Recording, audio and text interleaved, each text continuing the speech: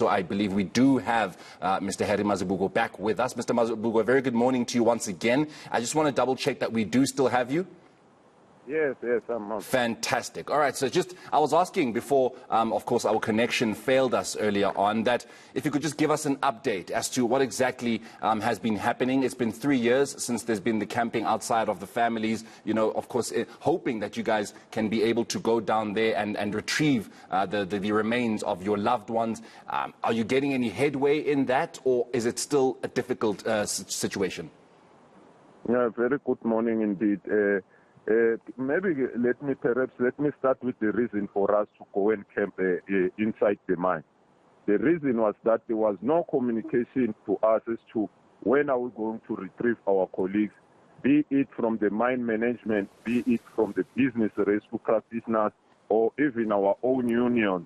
So it was quiet. So we've considered that because nobody's reporting us about any development. So we took this initiative collective together with the families of the still trapped colleagues of ours and the members of the community and the representative of the tribal authority to go inside the mine. That's why on the 30th of April 2019, we went inside the mine just to draw attention that somebody, the mine management, the business rescue practitioners, DMRE, our government in particular, to tell us at South Africa and the world as to what is it that is holding for the people who are less than 70 meters to be found.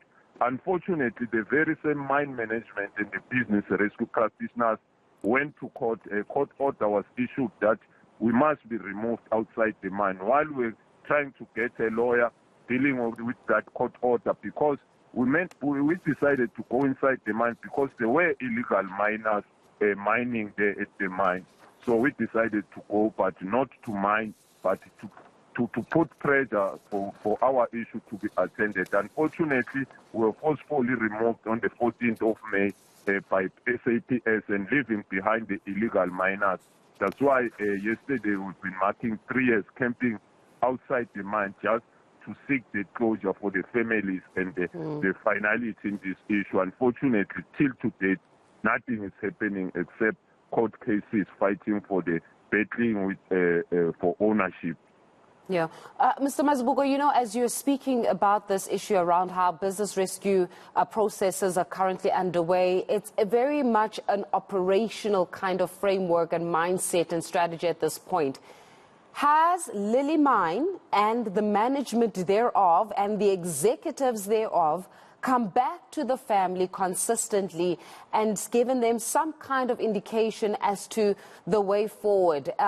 In our African culture, we just call it botu or ubuntu. When you come to the families, ensure that at all stages of processes, procedures, that they're being made aware of what exactly has been developing there. Have they received any form of communication from mining managers and executives alike? Nothing at all. That is one of the reasons we decided to go and camp there.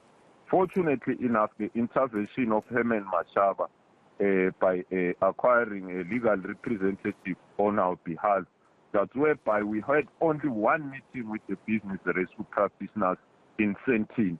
And by then, he promised us that in 2 weeks' time, there's going to be a solution. Unfortunately, the very same mine management, they've produced a fake letter because apparently there's another investor by Akomanzi.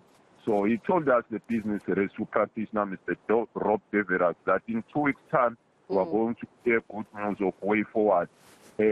After that meeting, the previous owners of the mine, they've presented to the very same business rescue practitioners that they've got a lot of money that is far more than the other offer of Akomans. That way it changes. But it's amazing that till today, that money, there's no fruit on that.